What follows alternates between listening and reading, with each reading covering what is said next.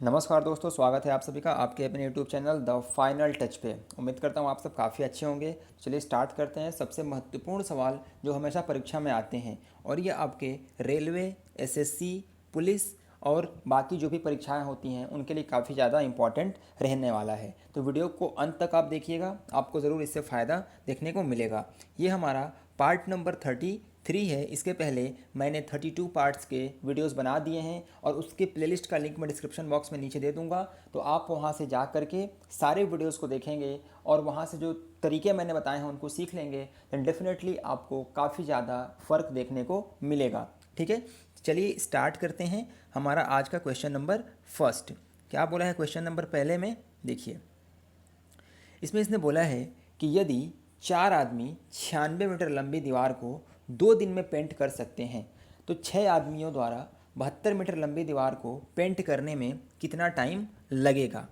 मैंने आपको इसका एक फॉर्मूला बताया है। ये एक फिक्स पैटर्न का सवाल है जो कि अक्सर एग्जाम में आपको देखने को मिलेगा। तो इसको करने के लिए क्या होता है, formula m1d1/w1 is equal to m2d2/w2। तो यहाँ पे m का मतलब मैन हो गया यानी कितने लोग हैं, d मतलब डे यानी कि दिन हो गया, और w मतलब कितना काम हो रहा है। ठीक है, अगर इसी में मान लो दे देता कि डेली वो लोग 6 घंटे काम करते हैं तो यहाँ पे आप h1 कर देते और यहाँ पे h2 कर देते। h मतलब आवर यानी कि घंटा। ठीक है, तो यहाँ पे हमें क्वेश्चन में क्या क्या दिया है, m1 की वैल्यू दी गई है 4, उसके बाद आपका W1 की वैल्यू दी गई है यानी 96 मीटर काम होता है ना, तो 96 दी गई है। और यहाँ पे आपका D1 की वैल्यू दी गई है 2। ठीक है, M2 की वैल्यू दी गई है 6 और यहाँ पे W2 की वैल्यू दी गई है 72। तो आपसे क्या पूछा है, आपसे पूछा है कि D2 का मान कितना होगा। ये सब चीज़ें यहाँ पे आपको प्रोवाइड कराई गई हैं। चलिए इस क्वेश्चन को सॉल्व करते हैं।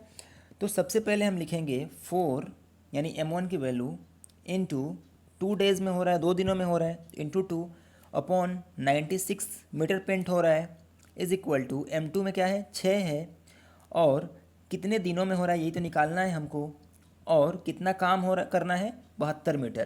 तो देखो, जो मैन है और जो डे है यानी जो आदमी है और जितने दिन हैं उसको ऊपर में रखते हैं और जितना काम करना होता है उसको हम नीचे में लिखते हैं। ठीक है, यहाँ पे नीचे में हमने काम को लिखा है, यहाँ 96 मीटर और यहाँ 72 मीटर दीवार पेंट करना है। ठीक है, उम्मीद करता हूँ ये चीज़ आपको समझ में आ गया होगा।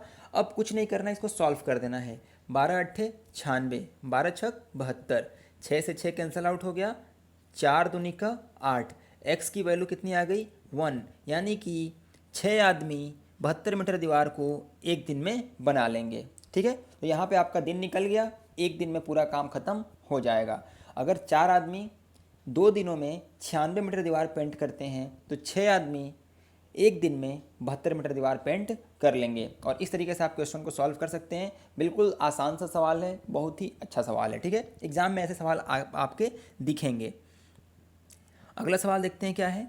इसमें बोला है कि यदि संख्याओं का गुणनफल इनके योग का 3 गुना है, यदि 2 संख्याएं हैं और उनका गुणनफल जो है यानी मान लो x एंड y है, इसका गुणनफल इसके सम का x प्लस वाई के योग का दुगना है।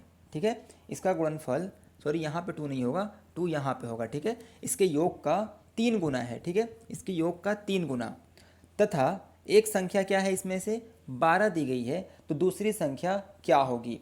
अगर एक संख्या 12 दी गई है तो दूसरी संख्या क्या होगी। तो एक तो तरीका आपका ऐसे हो जाएगा कि यहाँ पे फिर 12 रखो और फिर यहाँ y रख दो, इंटू 3 कर दो। यहाँ से फिर क्या होगा 3 चौके 12 और फिर यहाँ से आपका 4y इधर हो जाएगा is equal to y plus 12।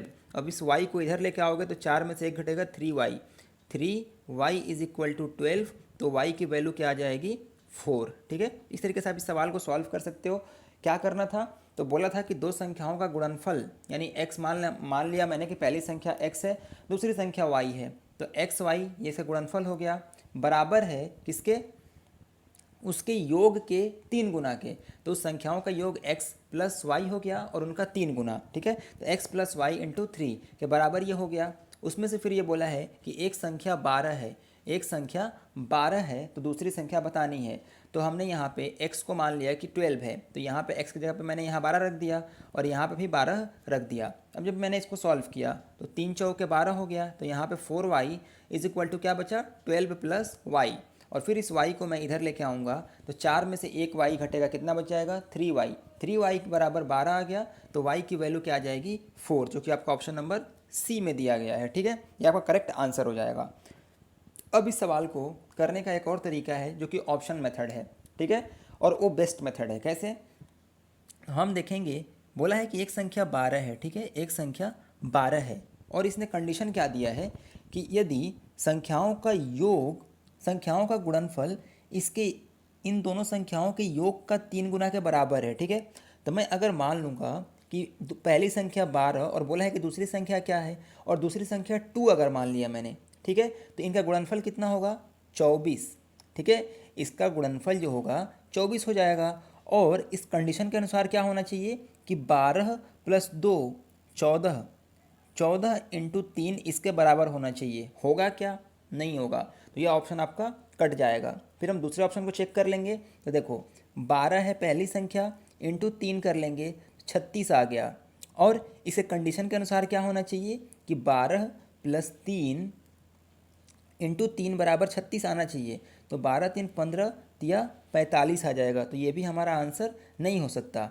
अगर हम ऑप्शन नंबर सी को चेक करेंगे तो देखो पहली संख्या 12 हो गई, इंटू 4 कर दिया तो कितना आ जाएगा 12 चौक 48। ठीक है, 12 चौक 48 आ गया, और इस कंडीशन के अनुसार क्या है कि 12 प्लस 4 इंटू 3 बराबर 48 आना चाहिए, तो 12 4 16 हो जाएगा और 16 तिया 48 हो जाएगा। तो आप इस तरीके से भी क्वेश्चन को आराम से सॉल्व कर सकते हैं। ऑप्शन नंबर सी आपका सही होगा।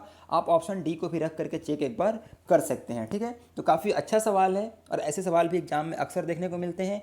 एक्स वाई से करने के बजाय मैं आपको यही बोलूँगा, सजेस्ट करूँगा कि आप इसको ऑप्शन मेथड से करें तो ज़्यादा आसानी से और ज़्यादा जल्दी कर पाएंगे। कुछ भी नहीं करना था, इसमें जो कंडीशन देखा दिया है बस उसी को सेटिस्फाई करा देना है। क्या कि भाई दो संख्याओं का गुणनफल इसके योग का 3 गुना है, तथा एक संख्या आपको दी गई है 12 और दूसरी संख्या पूछी है, यानी कि ऑप्शन जो भी आंसर आएगा आपका वह दूसरी संख्या होगी। ठीक है, तो आप मान लो कि पहले 12 है और दूसरी संख्या 2 है, उसके बाद 3 मान के चेक कर लो, उसके बाद 4 मान के चेक कर लो। तो ये आप मन में ही कर सकते हो, आपको पूरा जोड़ घटा के करने की ज़रूरत नहीं है। अगर कंडीशन क्लियर होगा तो आप इस तरीके से भी क्वेश्चन को आराम से सॉल्व कर पाओगे। ठीक है, चलिए बढ़ते हैं अगले सवाल की ओर। उम्मीद करता हूँ आपको ये सवाल समझ में आ गया होगा। काफ़ी अच्छा सवाल था, और जो मैंने मेथड बताए हैं दोनों काफ़ी अच्छे मेथड हैं। आप जिससे भी करने का मन करे आप करो, लेकिन सेकंड मेथड मेरे हिसाब से ज़्यादा अच्छा है। ठीक है, अब ये सवाल इसमें बोला है कि 7 भुजाओं वाले एक बहुभुज की डिग्री में आंतरिक कोणों का योग कितना होगा। ठीक है, तो देखो बहुभुज से 3 फॉर्मूले होते हैं और उसी पे अक्सर सवाल आते हैं। मैं आपको बता देता हूँ। देखो पहला आता है कि एक बहुभुज है जिसका साइड टोटल कितना है n है। ठीक है, तो उसके आंतरिक कोणों का योग बताइए। तो आंतरिक कोणों का योग होता है n-2 इंटू 180। पहला फॉर्मूला याद कर लेना। ठीक है, आंतरिक कोणों का योग है ये। ठीक है, और जो बाह्य कोण यानी एक्सटर्नल कोण होते हैं उनका सम कितना होता है 360।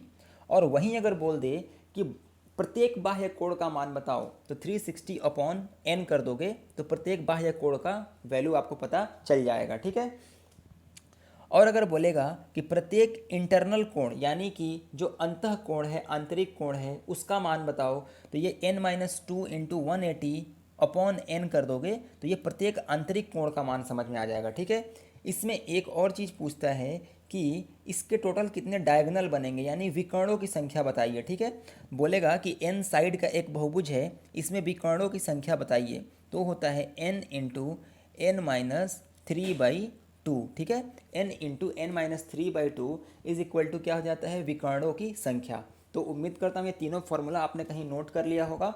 एग्जाम में जब भी सवाल आएंगे इन 3-4 फार्मूला से बाहर से कुछ भी नहीं आएगा, इसी पे सवाल आएगा। ठीक है, और अगर आपको यह फार्मूला याद होगा तो आप आराम से क्वेश्चन को सॉल्व कर पाओगे। अब देखते हैं क्वेश्चन कैसे, क्या पूछा है इसने।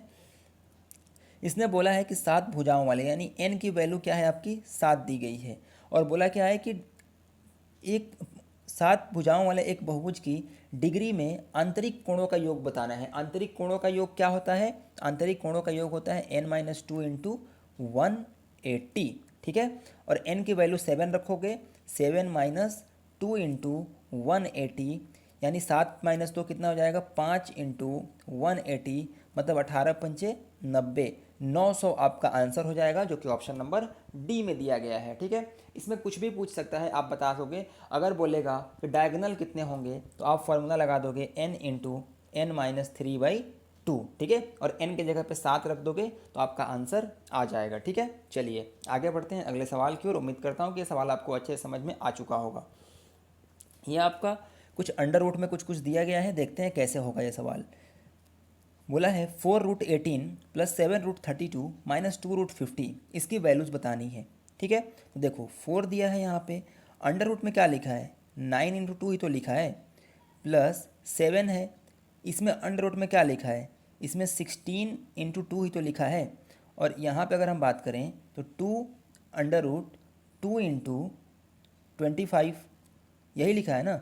यहाँ मैं इधर कर देता हूँ, दिख नहीं रहा है, देखो यहाँ पे अगर आप देखोगे ये जो है 2√2 इंटू 25, बस यही तो लिखा है ना। अब देखो अंडर रूट में अगर 9 होता है, जब इसका आप अंडर रूट में अगर 9 होता है, तो अगर आप स्क्वायर रूट निकालोगे इसका तो क्या हो जाएगा 3, यानी 4 इंटू 3, यहाँ से 9 है, ये बाहर निकलेगा तो क्या हो जाएगा 3, क्योंकि इसका 9 का वर्गमूल क्या होता है 3 होता है, तो यहाँ 3 हो जाएगा। और 4 तियाँ 12√2, ठीक है, प्लस यहाँ पे 16 है, 16 का वर्गमूल क्या होता है 4 होता है, और बाहर आएगा तो 7 इंटू 4 28√2।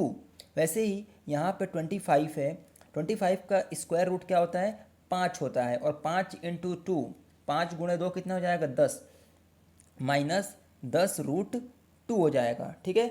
28 2 30 और 10 40, इसको आप जोड़ दोगे तो कितना हो जाएगा 28 2 30 10 40, 40 माइनस 10√2, यहाँ पे 40√2 है, ठीक है। 40√2 माइनस, अच्छे से एक बार मैं लिख देता हूँ आपके लिए ताकि क्लियर दिखे। देखो ये है 40√2 माइनस 10√2। अब 40 में से 10 घटाओगे क्या बचेगा 30√2।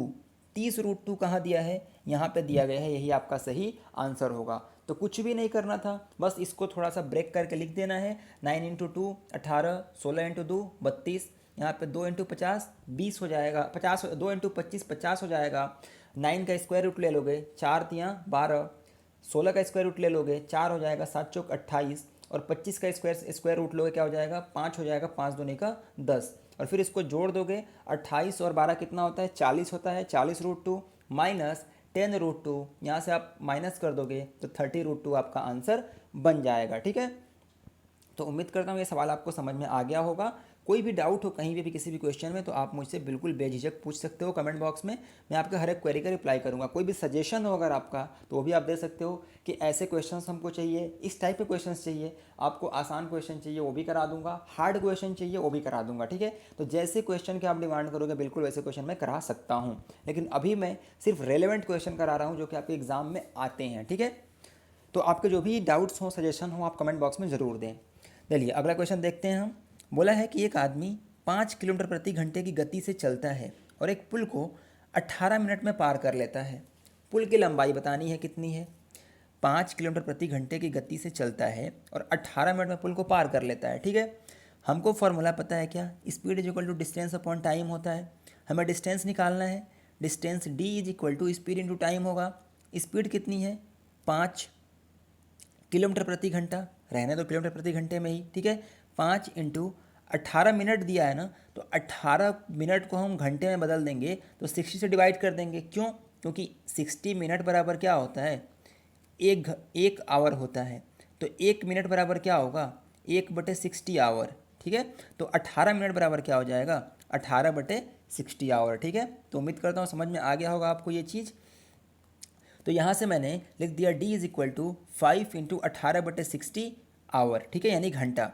अब इसको सॉल्व करेंगे तो 5 बरह में 60 हो जाएगा, 5 बरह में 60। इसको सॉल्व करेंगे तो 6 तिरी 18 और 6 दूनी का 12, यानी 3/2 किलोमीटर आया। अब इसको मीटर में बदलना है तो 1 किलोमीटर बराबर क्या होता है 1000 मीटर। तो 3/2 इंटू 1000 आप कर दोगे, 2 पंचे 10, ये 500, 500 गुणे 3 करोगे कितना आ जाएगा 1500 मीटर, ठीक है, यही आपका सही आंसर होगा जो कि ऑप्शन नंबर ए में दिया गया है। ठीक है, तो speed is equal to distance upon time का फॉर्मूला आप लगाओगे आराम से, और वहाँ पे आप distance is equal to 5 into 18 minute, और 18 मिनट को जब आप घंटे में बदलोगे तो 18/60 हो जाएगा। और आप यहाँ से ये किलोमीटर में आपका आंसर आया, और किलोमीटर को 1 किलोमीटर में 1000 मीटर होता है, तो वहाँ पे 1000 कर दोगे तो 1500 मीटर आपका सही आंसर आ जाएगा। उम्मीद करता हूँ इस सवाल में कोई भी दिक्कत किसी को नहीं हुई होगी। अगर कोई भी डाउट हो तो आप कमेंट सेक्शन में मुझे ज़रूर बताएं।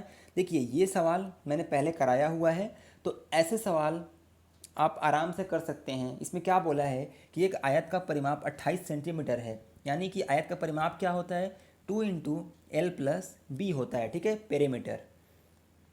इसकी एक साइड दी गई है, ठीक है, तो मान लो कि लंबाई दे दी गई है 4 सेंटीमीटर हो, तो दूसरी भुजा की लंबाई बतानी है। ठीक है, तो मान लो ये अगर 4 दे दिया है, 2 into 4 plus B is equal to 28 दे दिया है, तो आपसे दूसरी भुजा यानी कि बी का लेंथ पूछ रहा है। कोई भी चीज़ हो सकता है, लंबाई हो सकता है, चौड़ाई हो सकता है, कुछ भी हो सकता है।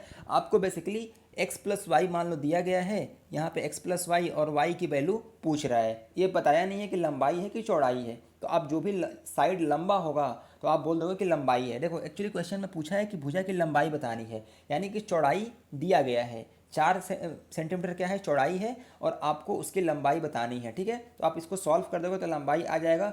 ये सवाल मैं आप लोगों के लिए छोड़ता हूँ, इस सवाल को आप करोगे, कैसे भी करना है आप करके बताओगे, या आपका होमवर्क है। ठीक है, और जो भी क्वेश्चन इस क्वेश्चन का आंसर आएगा आपको कमेंट करके उसका आंसर बताना है। आपको कमेंट बॉक्स में नहीं आ रहा है तो भी बताना है, मैं अगले वीडियो में इस क्वेश्चन को सॉल्व करा दूंगा। ठीक है, तो मिलेंगे अगले वीडियो में, तब तक पढ़ते रहिए, आगे बढ़ते रहिए। वीडियो अच्छा लगा हो तो लाइक कर देना, दोस्तों के साथ शेयर भी कर देना, और जो भी डाउट्स हो कमेंट में ज़रूर बताना। तो मिलेंगे अगले वीडियो में, तब तक पढ़ते रहें, आगे बढ़ते रहें।